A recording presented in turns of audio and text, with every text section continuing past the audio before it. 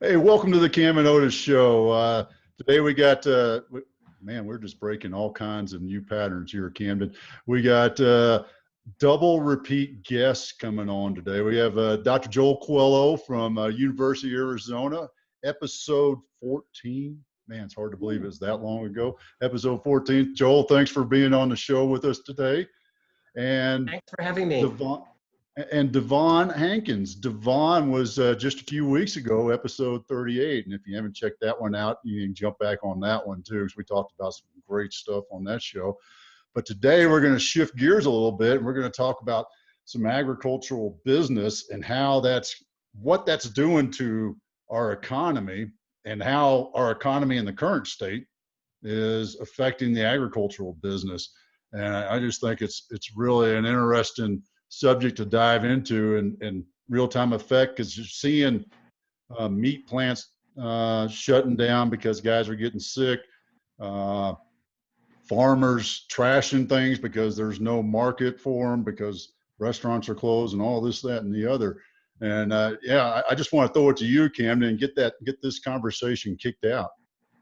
Yeah, so I think just start off right there with the really topical side of things, that we're looking at a situation where we're having all of these sort of supply chain issues and issues inside the agricultural economy that are causing all these funky things to happen, whether it's, farmers, you see the videos of farmers pouring milk down the drain, prices going up in grocery stores, all of these type of different things. And so I think largely we can talk about a little bit of, as we're talking about the future of agriculture and diving in on that, what can we do as far as, farmers and people inside the industry to help to build in systems to combat this from happening again, or, changing the system so that these things don't happen in quite the same fashion. So Devon, I'll throw it over to you. So one of the pieces that I love when I get into agriculture, and I'm kind of a hybrid, I guess, because I studied agricultural business and economics like you, Devon, but then I also got my science expertise from a few classes with Dr. Coelho over there. So one of the things I look at is, as far as the creative solutions in this type of situation, one of the things that we talked about on your episode, Devon, is the importance of moving toward, or not necessarily moving towards, but the importance of local agriculture and having these family farm type models. And so one of the things I find very interesting in the current situation is that when you have this shortened supply chain of local agriculture, is that you have a much more responsive local agricultural economy. And then you're also able to, because it's more responsive, you can kind of cut out some of these supply chain issues. Is that something that you would agree with, or do you have another insight into there? So I'm always about balance, right? Because we have different levels of needs. So we have an increasing population of and a need to supply that population.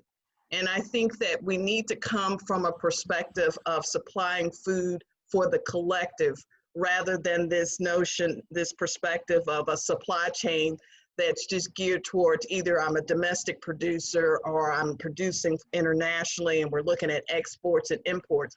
We have to take a more collective view and realize that we've got to feed the world, right? It's just not, who's around the corner. Now, how we go about feeding the world, well, there's different channels to that, obviously, right? So if you're somewhere like in Louisville, we've been dealing a lot with the urban agriculture, right? We are a city, though we're surrounded by a lot of rural areas. So we have small farms and we have large farms. So we've balanced big farming. You've got Purdue Farms just, over in Indiana. So you've got big farming. And then you've got boutique and niche farming at the local level. They all serve their purpose, right, to feed those in need, and we're all in need. And I think that it's worthwhile to take time to focus on each one of those areas. I don't believe in that there's a panacea for just everything, right? There's, the needs are unique. And so if you're in the urban, you know, if you're in the urban area and we start talking about urban area, agriculture, that's a relevant discussion, right? But it's also a discussion where you can take the methodologies and I think the best practices that are used there, and you can apply it to big farming and vice versa. So I don't know if I'm answering your question, but I'm very hesitant to go with this one size fits all kind of thing. Because, you know, here in a very short, you know, if a circumference, if you go out 100 miles, we've got boutiques all the way to big farming, and they all fill a need. They overlap on the consumer that they serve. So I think, you know, supply really needs to, and Dr. Coelho, you may argue for or against this, but, you know, I don't think that this focus of supply side of the channel leading the discussion is always the way to go. You know, we really need to look at demand. You know, what is demand demanding, right? We have, you know, really savvy consumers out there, right? On one side of the continuum, and then we have folks who just don't want to be hungry tomorrow, right? And so that's a vast continuum of need. And so there are different solutions in those spaces. So I don't know, did I answer your question? I told you I'd come in here with opinions. You know? Okay, well, and it's going to be Dr. Coelho's, you know, responsibility, right, to validate those opinions with some actual facts. So, well, I think to send it over to you, Dr. Coelho, that this this reminds me a lot of what we talked about in some of your classes, where it's really about making economic sense of the production means. That there's plenty of crops that you can grow, whether it's indoor farms, vertical, hybrid greenhouses, all these different types of things that are coming around nowadays. But it's about whether or not that makes economic sense. And so, Devon, to your point, the large corporate farms that are out there doing all this, the monocrop farming, it's because they're really efficient at it. And we can't replicate that in a greenhouse. That's just, it's not going to happen on the same type of scale. But I think that's where the innovation and the work that you're doing, Dr. Coelho, comes in. Right. So I just want to make a general comment. Of course, I agree with what Devon just said, that it's important to consider both the supply side as well as the demand side to be able to create an economy that really is not only economically sustainable, but also environmentally sustainable and socially sustainable. And in the face of COVID-19 pandemic, it's really shown us the importance of the system being resilient as well. Mm-hmm. So what the current pandemic has really exposed is the inadequacy and the lack of resilience of the fresh food supply chain in the United States. Even though it's just a distribution system, of course, it impacts as well the producers, the production side, and of course the end users. So as it happens in the United States, we have a double-stranded supply chain for fresh produce. We have one supply chain that is geared toward the food service sector. So that would be those suppliers that are catering to hotels and restaurants and schools and institutions. And then another strand of the supply chain that's catering toward the retail end. So you have the consumers in the grocery stores, bodegas, and so on and so forth. So what happened now with the stay-at-home orders in various states in the United States is that it precipitated the closing of offices, of schools, of restaurants, even though there's still takeout, you know, but there's been a dramatic decrease in the patronage of restaurants. And so the demand on the food service sector of the supply chain has dramatically dropped. And so all of a sudden, you've got these producers and suppliers that basically are caught with, you know, lots of produce in their hands, and they have nowhere to supply them. And as it turns out, these two supply chains do not communicate with one another, or they do not basically help one another essentially. And so the produce that is in the food service supply chain cannot easily be transferred into the retail supply chain. because there are differences in terms of the labeling of the food, in terms of the volume of the food as well. Even the volume that they have, the packaging size that they have in the food service industry is too big to be sold to Costco, for instance. And so that is the main problem that we're encountering here as to why we see a lot of fresh produce being disposed. A lot of fresh produce on the farm, vegetables that are being plowed back into the ground because, again, it's too expensive. They have nowhere to go. The producers don't have anywhere to sell them. And so that has exposed essentially the flaw in the fresh produce supply chain in the face of this pandemic. And of course, so that's resilience. The other one is the sustainability issue as well. In other words, and Camden, you referred to this in terms of being local and regional. There really is a lot of benefits to that because, again, right now, a lot of fresh vegetables, particularly in the wintertime, are coming from California and mainly in Arizona to be transported to New York City, for instance. That's a lot of miles. And there's a lot of greenhouse gas emissions involved in that. So it really makes sense to consider re-engineering the supply chain and the production to be not just local, well, maybe not too local, but even regional, because that would really increase both the sustainability as well as the resilience of that supply chain. And by supply chain, I'm really referring to the entire system, meaning the producers, the distribution system, as well as the outlets.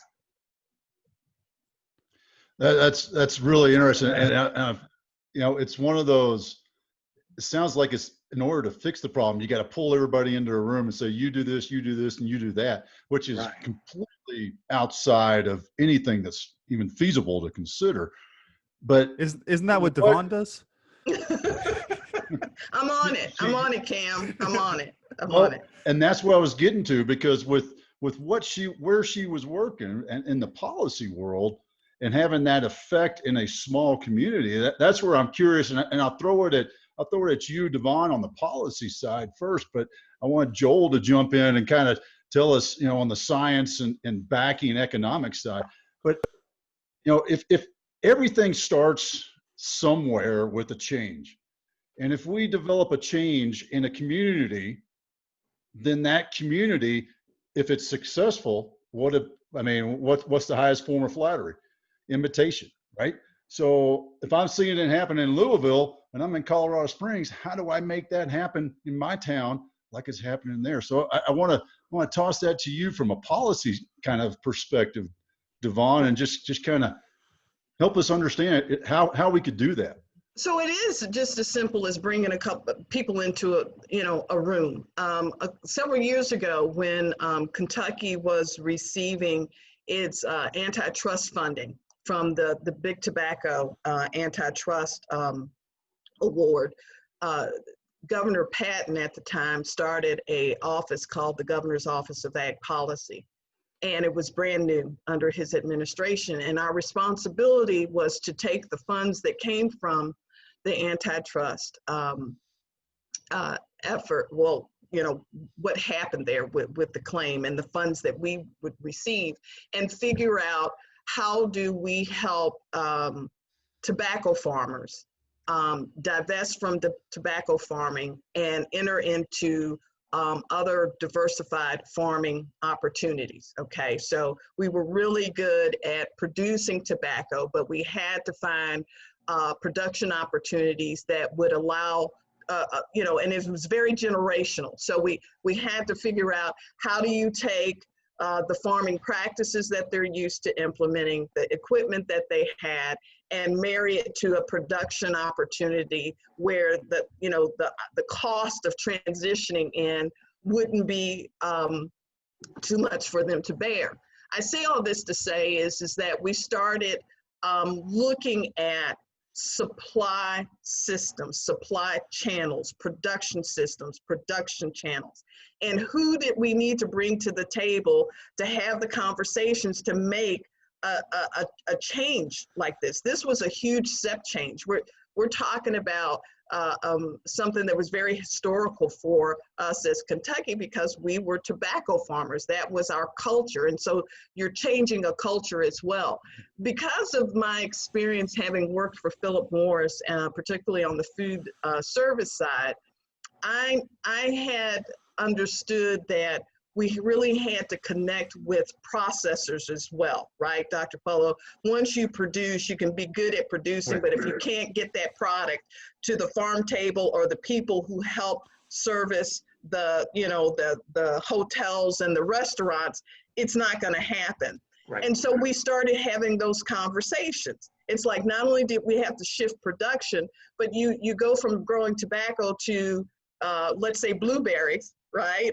And so, okay, what are you going to do with those blueberries? Well, we got to find a processor. You know, how is that going to be jam? Is that going to be frozen, fruit that goes into smoothies for a company that, you know, makes smoothies out there? Like, how do we solve that problem? And so it was really about bringing the production side and the supply side folks into a conversation and saying, how can we get the food from the farm to the table? This conversation is no different, okay? Correct. It's no different. So you've got big farmers who are throwing milk down the drain, right? You've got lettuce that's spoiling in you know, in these large areas, or they're still left in the ground.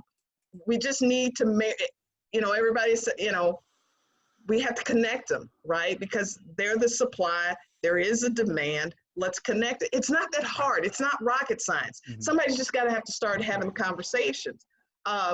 Exactly. You know, if we have here in Kentucky, we have bourbon distilleries making products that they weren't used to making, hand sanitizer.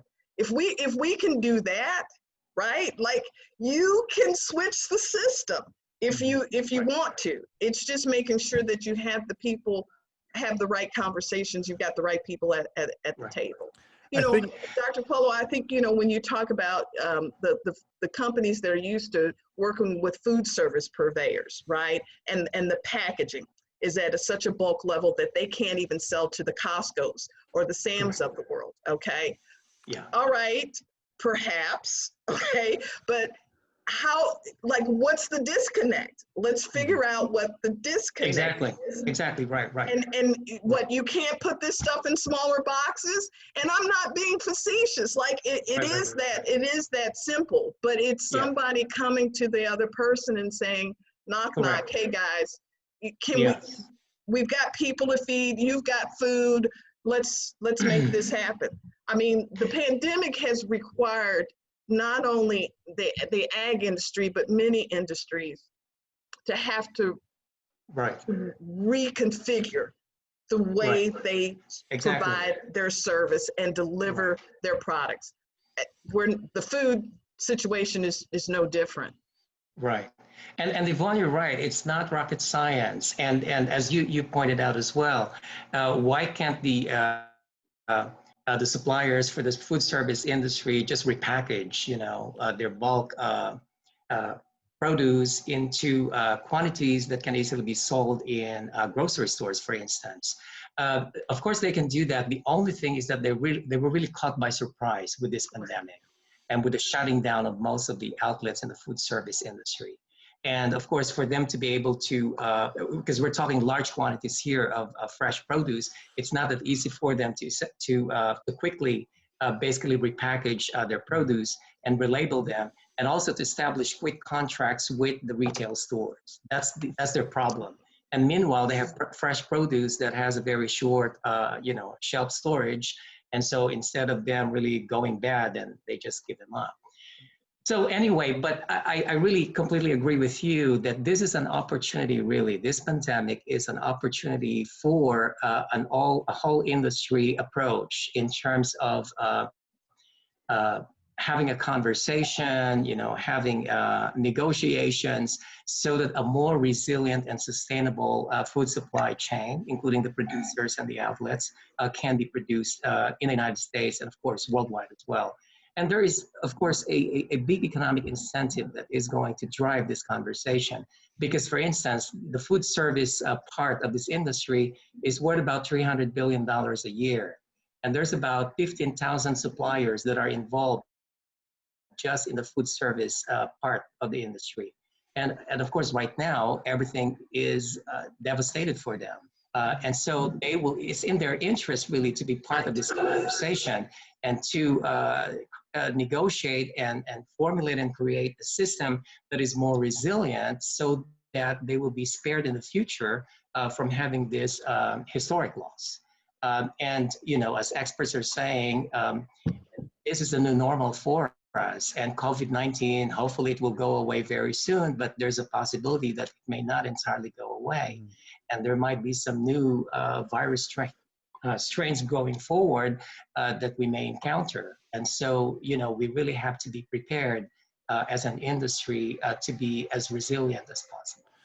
I think one thing that we see with this, and it's kind of getting like the historical perspective when you look at the growth of the agricultural economy inside America, is that, you know, free market is very efficient, but it's based on the incentives that you're seeing at that time. One of my favorite little fun facts is going back to how grocery stores and a lot of the monocrop farming goes back to a lot of government programs during the Cold War, because we had to feed the country. We had to feed the countries around us, because that was one of the ways that we could beat Russia, the USSR, was by having this supremely efficient agricultural economy. And it worked very, very well.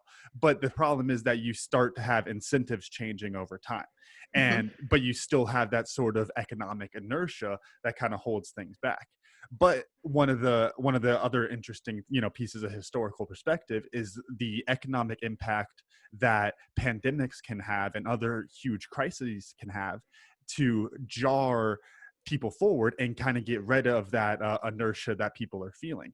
And I think that's really what y'all are both hitting on right now, is that we have this opportunity to reshape. And that's not saying that we need to completely redo every little aspect of it, but just realign the incentives, my favorite buzzword, realign the incentives so that we're all working on the same page, and that we can, because that's what's happening here. People want to pay for their food. That money will go through the system. We can align those incentives, but it's about getting people to the table and having those proper conversations and really getting there and moving forward so we can all be on the same page with things.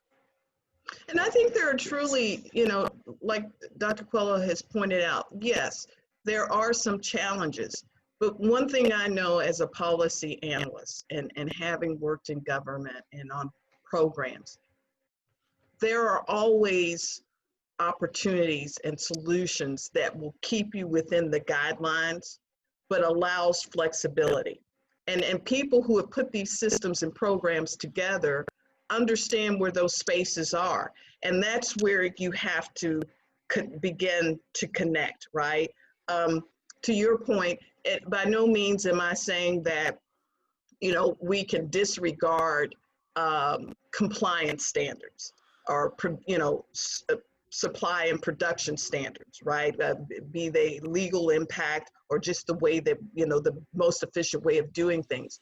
But there are opportunities to be flexible in those spaces.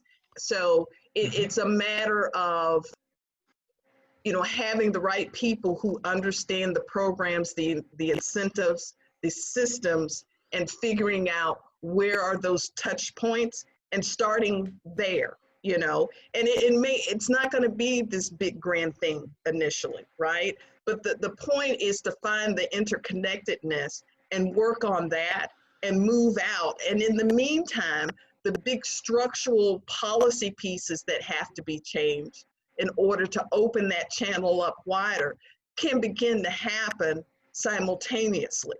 But I don't know that we need to have huge structural policy changes before we can begin to connect the dots and get something going, to get something happening. You know, I'm not convinced that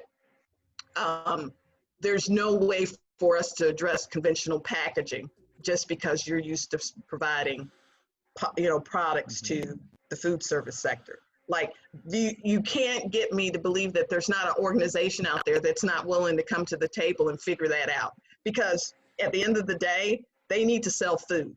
Right. It's almost what do we need to do to get this into a small enough and I know we're simplifying it, but you know, what do we need to do to get this into a small enough package to maybe our eye isn't on getting it into Kroger's, maybe it's our eye and getting it to Costco, or Sam's, because that's about as small as we can drop that down into, right? And so that is a space for delivery. I think So I think you right size it, right? If that makes sense.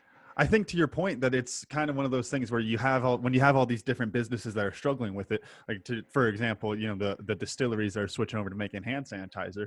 There's someone out, and it's one of those, like if you had the big map that could tell you everyone's problems, you can figure it out. But there's got to be a company out there that's making plastic boxes that are shipping other things that aren't being shipped anymore, and it's about just kind of connecting those different dots into those systems. One great example I think I've seen recently is Arizona. Ooh, I'm blanking on the name of the governing body, but I know that the beef farmers in Arizona are setting up a system to sell directly to consumers and to circumvent some of that, because the ranchers, they have the meat. It's there, but there's a disconnect. And so by connecting directly to them, you're able to circumvent some pieces of that. Right. Right. I wanted to say something, and I think this is tossing something to you, probably a softball for you, Joel. Yeah. That innovation has to drive policy and not the other way around. So how, you know, you've worked in some really kind of interesting agricultural innovative ways and areas, some of those studies that you've done with NASA and other places that I can't remember. But I'm just curious, so what's the innovation that this COVID catalyst has got us moving towards for agriculture? Right. Yes, yeah.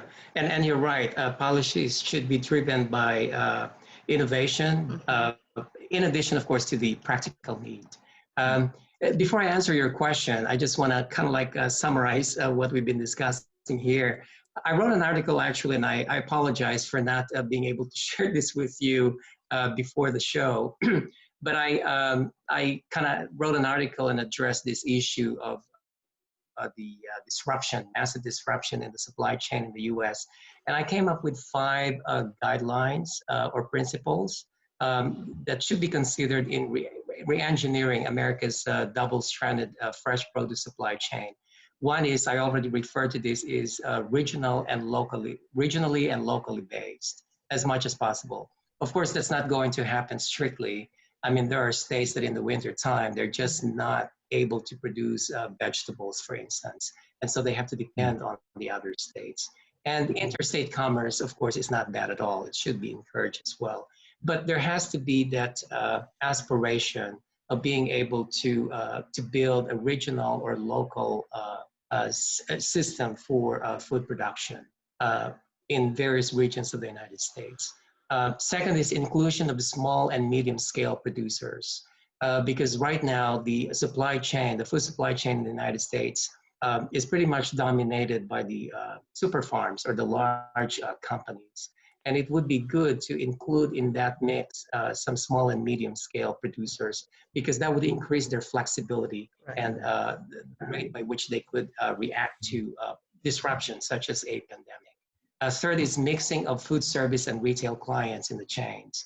And Devon and I have really basically talked about this, that in the time of a pandemic, for instance, there's closures of lots of restaurants. The suppliers in the food service should be allowed or should be able to more conveniently channel their food supply into the retail supply chain as well. Inclusion of indoor and or vertical farming production. And this is basically part of the answer to your question, and I'll get back to that. The fifth one is linking producer farms with sources of renewable energy. This is also kind of related to that, so that the production can become more environmentally sustainable, not only in terms of energy, but also in terms of water and land use as well. And the last recommendation I have is certification of the supply chain nexus. There should be an independent body that could adjudicate and award to this supply chain nexus that it can be verified to be sustainable and resilient. I'll give you a copy of this.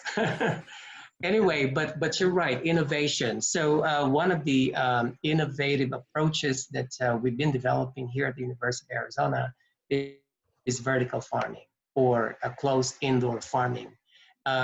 And it's not meant to be a panacea. It's not meant to altogether replace traditional farming, but it should be incorporated into the mix of production of food so that we can make the entire production system more sustainable and resilient.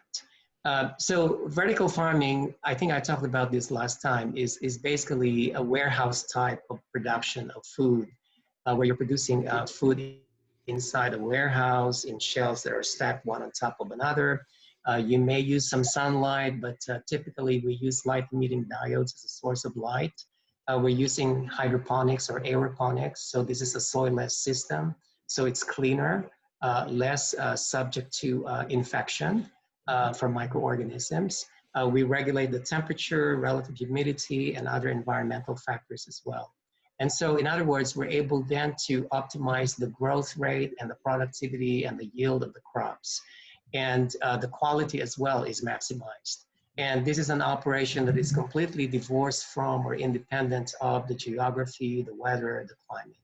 And so you can do production 24/7, 365 days a year. It doesn't matter whether you're in the South Pole or the North Pole, or in the Midwest, or here in the Southwest, it really is not going to be a factor. But of course, there's the matter of energy because you save on land. You save 80% to 90% of water compared with traditional open field cultivation, but you pay for it all in terms of energy. But again, one of the recommendations is to use renewable energy. There's sunlight, there's wind, there's geothermal, and there's even energy that you can produce from waste. We have a lot of cities, big cities here in the United States, and every city has a number of wastewater treatment plants. And those wastewater treatment plants can be designed as well to include some of the organic wastes or the food scraps that are generated by the residents of the city. And through that treatment, it's an anaerobic process, you can actually produce renewable natural gas. Which can be readily used for residential purposes, as well, of course, for food production in vertical farms. So one piece that I'd like to kind of get into a discussion of and kind of goes more into your ballpark, Devon, is that something that this is, as I was going through my schooling in agricultural economics and these type of things, that when you see these areas where the incentives aren't lining up and these type of things, it can get, I mean, honestly, kind of frustrating when you look at them about how do you change that kind of system. And they all come, like we were saying earlier, they all come from good places. You know, there's a reason that we have these huge monocrop farms. It's because they're very efficient and they can feed a lot of people, which, like you said, Devon, that's obviously the first priority there. But then I think when you look at it in the big scale of things and you have these issues like the resilience or the responsiveness to crisis and these type of things, that then it's like, okay, well then how do you kind of balance that from a policy perspective? You know, is it something where are we at a point where we can even start moving away from, and not eliminating these farms entirely, of course, but moving away from the type of huge scale farming that has this to me a kind of a perverse incentive based from the policy side of where you're growing the max amount of crops for the set rate, and it's just about a guarantee that you're able to get that rate because we need that production. And that all comes, again, it comes from a great place, but then you kind of get this lag to where, if the way I see it, if you have some piece of that that's going towards whether it's, you know, incentivizing more innovation or, you know, subsidizing in those different areas, that you can kind of help to jar a little bit more of this shift that we're talking about towards the more sustainable sides of things without completely interrupting that side of the industry. Does that make sense at all, Devon? Do you have anything on that? Okay, so I'm trying to track you. So big farming, Mm-hmm. right? It has its place. Some people think of it as a necessary evil. It's not. Okay. People have to understand that feeding people and feeding the world it's not always financially secure effort. It is an industry that is not really appreciated as much as it should be, because at the end of the day, you are feeding people and you're providing a lot of the medicinal input, right, for health on the other end of the spectrum. I think people have to understand the why of things, right? So why did we set the system up this way? Okay. And do those whys, are those still relevant? And if they are, then who has to take ownership for that? And where do we start making the change there, right? I think that there are many programs that we have that are still on the books, whether it be in agriculture, to education, to financing, to anything else, that need to be revisited, right? But then that starts to, that scary word, reformation, right?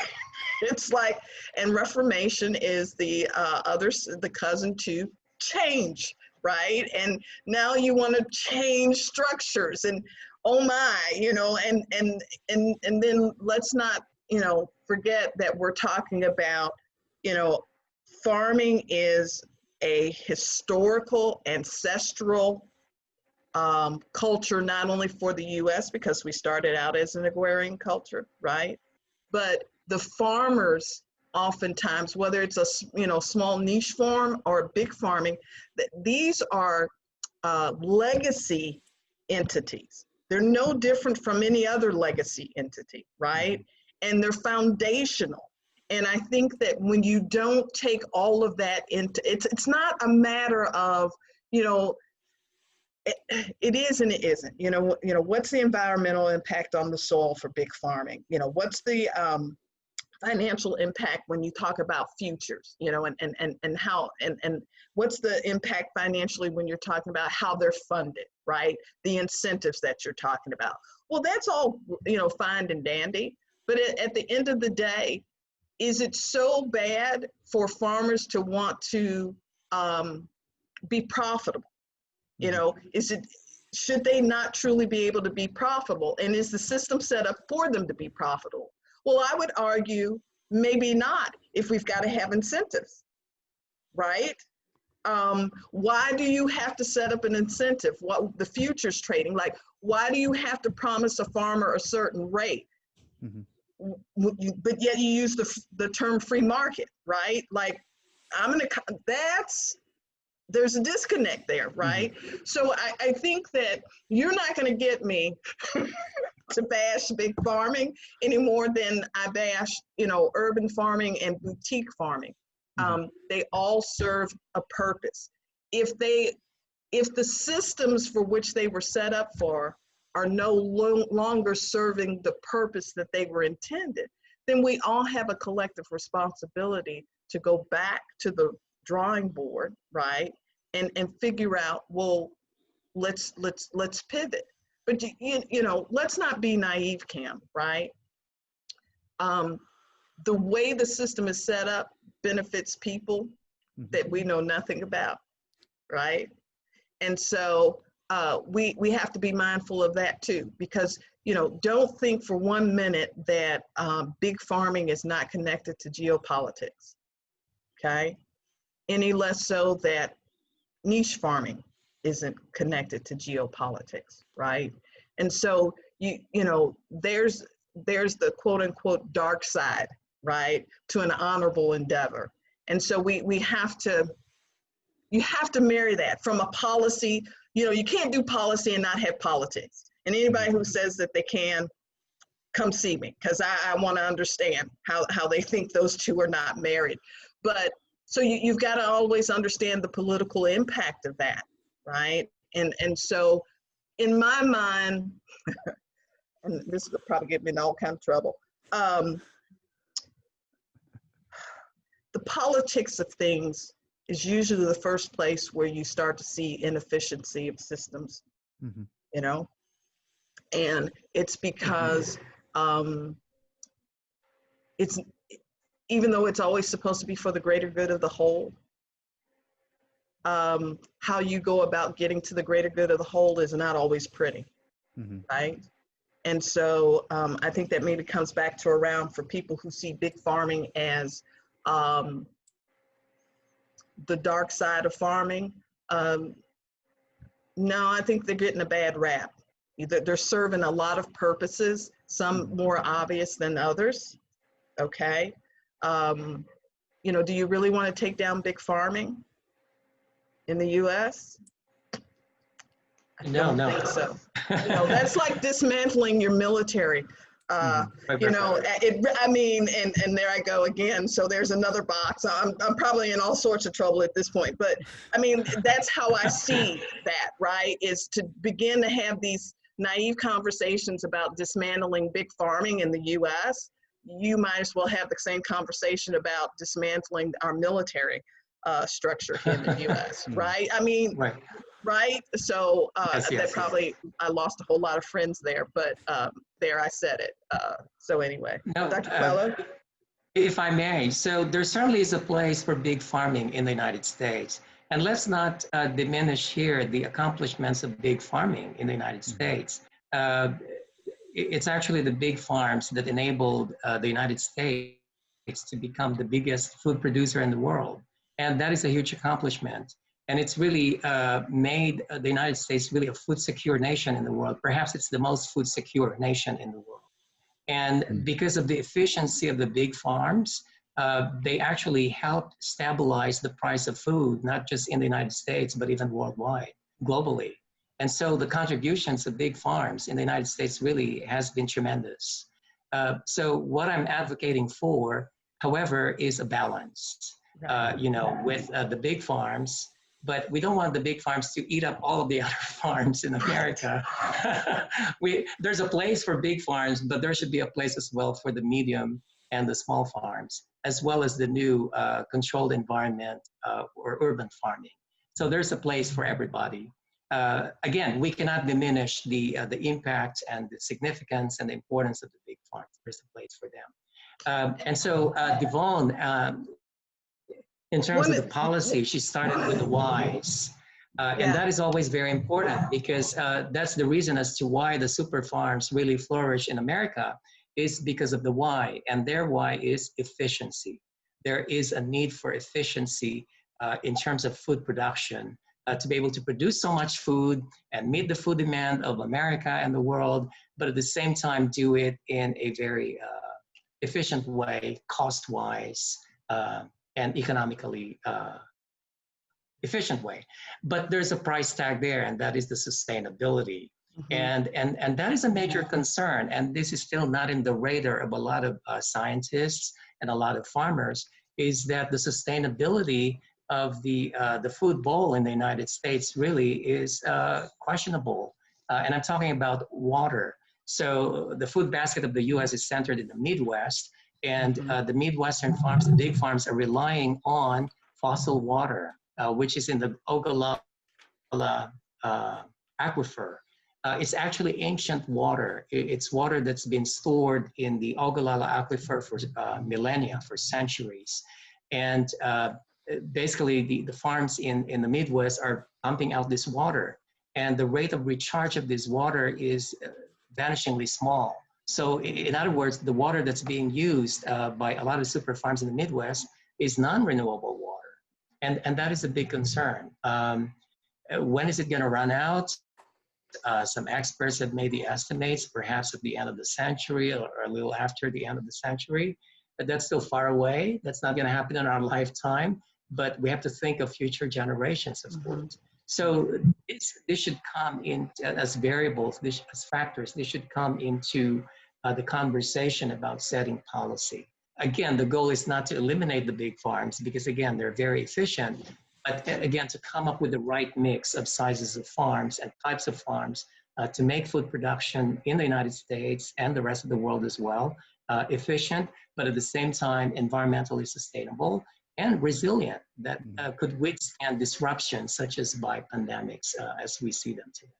So the irony here, by the way, I just want to point this out, is there's no food shortage in the United States. The United States has a lot of food. And as shown by, you know, those, the milk and the vegetables that are being disposed, there is abundance of food in the United States. The current problem right now is in the distribution and the supply chain. Mm-hmm. So that needs correction and re-engineering as well. And I think, you know, Cam, if I could have things my way, you know, when you think from a policy perspective, it is having conversations and setting up language structure, right? Because that's what policy is, such that, you know, big farming, you know, mid-sized farms, small farms, boutique farms, urban farming, traditional farming, for us not to see those as separate things, right? That it is an integrated system. And so rather than big farming being the big bad guy, big farming serves a purpose, as does boutique farming. And if we can start to have the conversation from there, that they all hold value in this space, because at the end of the day, we have to feed the world. We have to feed the collective, okay? What is your role in feeding that collective? How can we help you do it effectively without harming Mother Earth, right? Because that's the bid, is to get the job done without hurting Mother Earth, and do it in a way that is also beneficial to you, right? From an economic, financial standpoint. If we see it as a collective effort rather than pitting against each other, I think we have a better chance of solving the world problem, right? Because if there's nothing else that this pandemic has showed us, we are our brother's keeper. What we do does impact other people, right? And it happens pretty quickly. So, you know, this fallacy that, you know, what I do on this part of the hemisphere has no impact on the other side of the hemisphere. I think we've blown all that out of the water, right? And so the conversation, the perspective of the conversation, be it policy, politics, you know, how we apply technology, how we do research, whatever the case may be, it must come from the perspective of the collective, right? And I think when you do that, I have found in my career, in my practice, is that you get better results, you get more effective results, and you get the results quicker, right? Because when people understand the answer, Dr.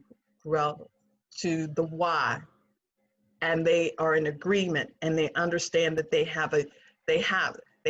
get to come to the solution, but from their avenue approach, man, you've got everything covered. I think, Otis, when you think about military exercises, right, and how we handle deploying against a mission, like you bring everything to bear, right? You don't, you know, forget a group of, you don't forget the infantry and just bring the, you know, the Kim folks. You got to bring everybody into the effort in order to get the job done.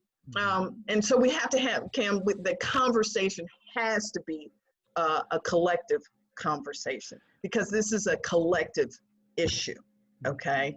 And I think that would be my, like, how do you handle the policy thing? It's got to be from the collective perspective.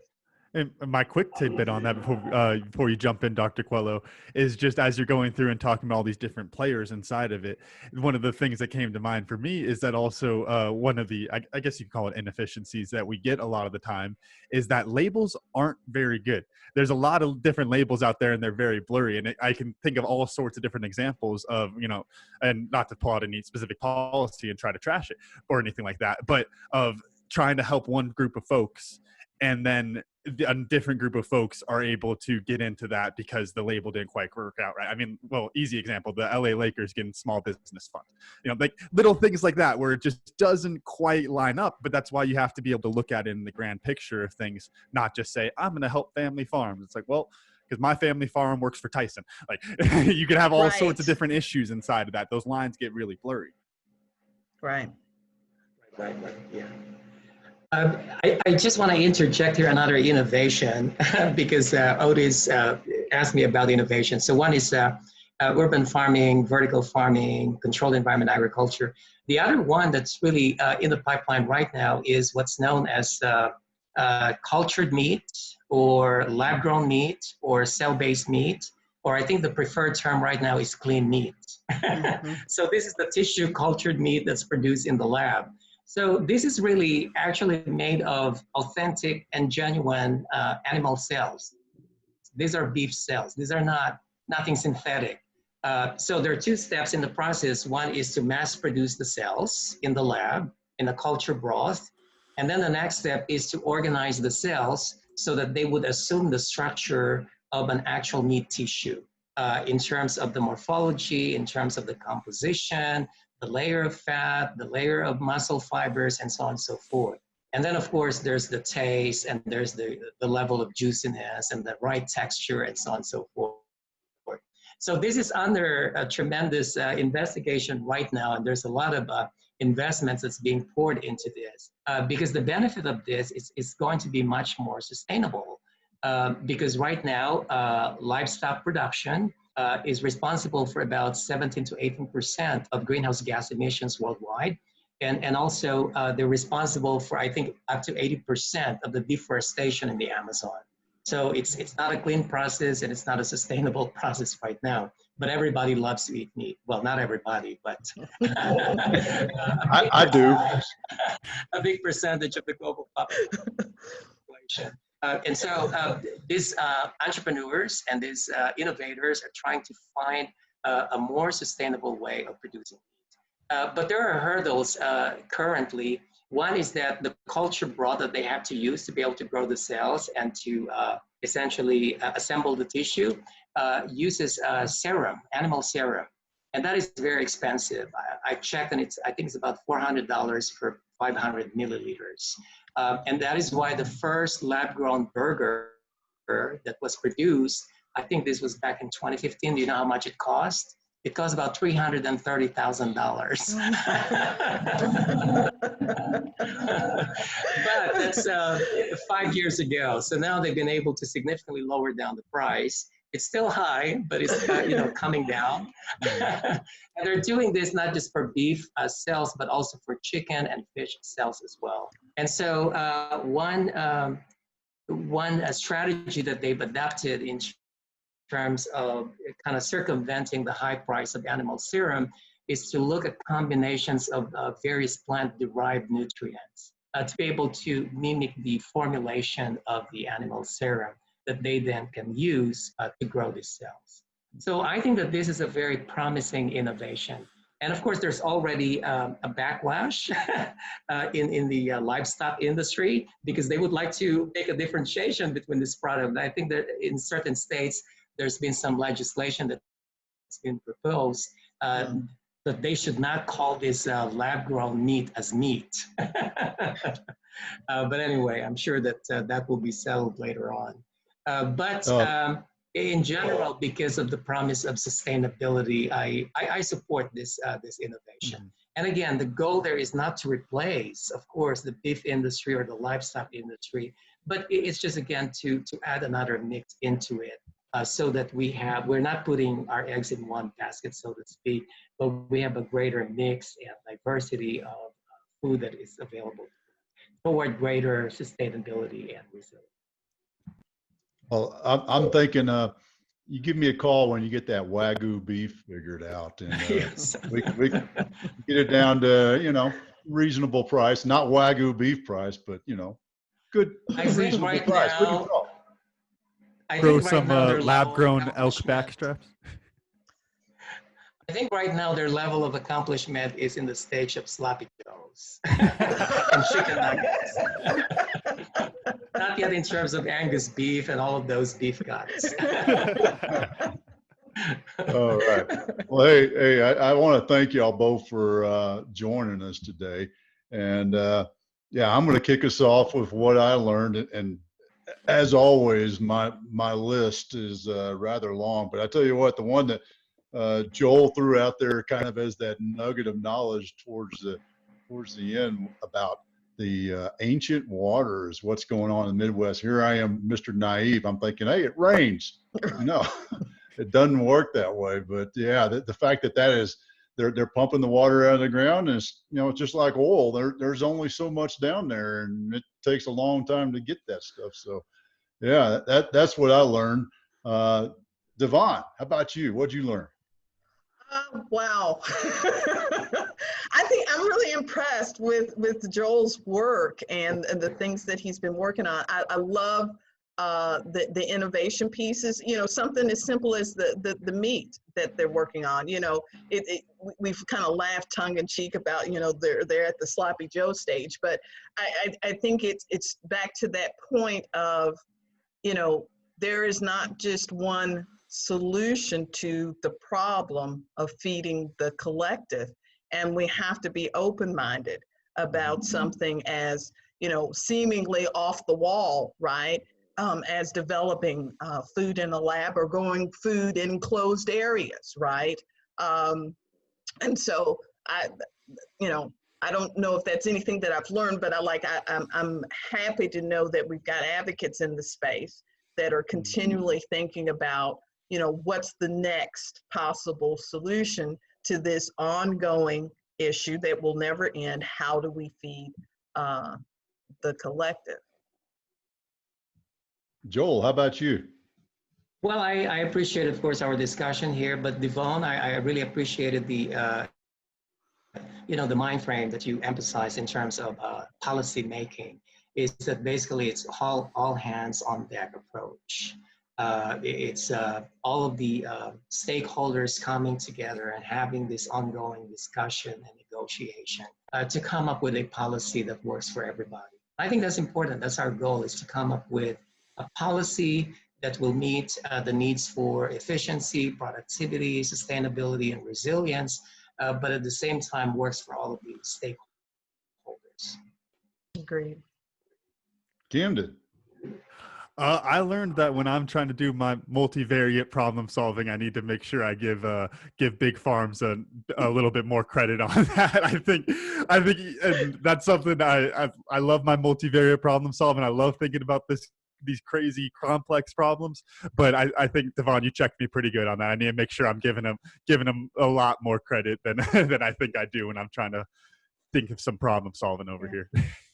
Because I mean, everything, they're all, you know, the whole continuum is a piece to the puzzle. I'll tell you, Cam, and I'm sure Dr. Quello can talk to you about this as a researcher, and getting buy-in. And he used the word stakeholders. You know, particularly my work at the city, working with Mayor Fisher. You know, when there's a social problem that has to be solved, you have to bring all the stakeholders together. Even the ones that disagree with you, even the ones that you don't feel have your same best interest at heart, they need to have a voice at that table, because their answer to the why has an impact on how this whole thing is going to work and if it's going to work. And so, you know, you've got to have buy-in of the good, the bad, and the ugly, you know, and the good and the bad, the ugly is only defined by your perspective, right? Because the same good is somebody else's ugly. So that's why it's really important to bring all stakeholders to the table and have the conversation. I think, you know, and I can't speak for Dr. Quello, but as a researcher and an academician, he will benefit more so from policies, right, that have brought all stakeholders to the table, Right. and those that have failed to do so. And I think that if you put him in a corner and had him list the policies that he knows not all stakeholders were at the table, because he can feel, you know, the pinch of it, that's what happens, right? Is when policy is, poor policy is more than likely policy where not all the right stakeholders and not all the relevant stakeholders were brought to the table. Right. And I completely agree with that, Devon, because, you know, as engineers, as scientists, we're about designing and formulating solutions, but these solutions do not and should not exist in a vacuum. It's always within the context of society with all of the stakeholders. And so the more we're informed about this, the stakeholders' views, the more then we're able to formulate our solutions in a way that it's completely relevant to the society. Right. Absolutely. Well And said. I think it's really something to kind of try to wrap it up here a little bit when we talk about these, you know, multivariate problem solving and all this stuff. We piece all these different things that are coming together. It's really all just one big piece that's going to help further us along in that way. Of, you know, we talk marginal changes. Well, when you have marginal changes in each one of these areas, and, you know, when you have lab grown meat take a little bit and they're more efficient and they take a little bit of the market, and then, you know, there's great innovation from Dr. Coelho here at U of A that, you know, helps monocropping get a little bit more efficient. And then you have the controlled environment that's bringing in another piece of it. Those all can kind of have those little marginal effects. And that's the real change that we're looking at here as far as having lasting change that's efficient and effective for everybody. That's what step change looks like at the collective level, right? Exactly. Yeah. Great stuff. Well, I got two things that popped into my mind. First is a disclaimer that the thoughts and opinions of Devon about dismantling the military and big farm are only of Devon and do not come from the Cam and Otis show. Got to say that out there. Thank you, Otis. You know, it's all good. And then the other one, because you know me and stoicism, we didn't talk about rugby, so I got to throw out a Stoic quote, because all I was thinking about the whole time we're talking about food is a quote from Socrates that is, "Thou shouldest eat to live, not live to eat." And yeah, that one just kept coming to mind. And with that, Camden, run us out, please. All right. Thank you all again for listening to today's show. Special thanks to our guest, Dr. Joel Coelho and Devon Hankins, and our sponsors, MASH, Military and Athletic Strength Hemp Oil. You can check out recent episodes of the Cam and Otis Show on Spotify, Apple Podcasts, Google Podcasts, or wherever you get your podcasts. And check out a full archive at thecamandotishow.buzzsprout.com. And you can check out the Cam and Otis Show on Twitter, Instagram, and Facebook. Thanks again, and we'll see y'all next week. Thanks, guys. Dr. Coelho, it was a pleasure.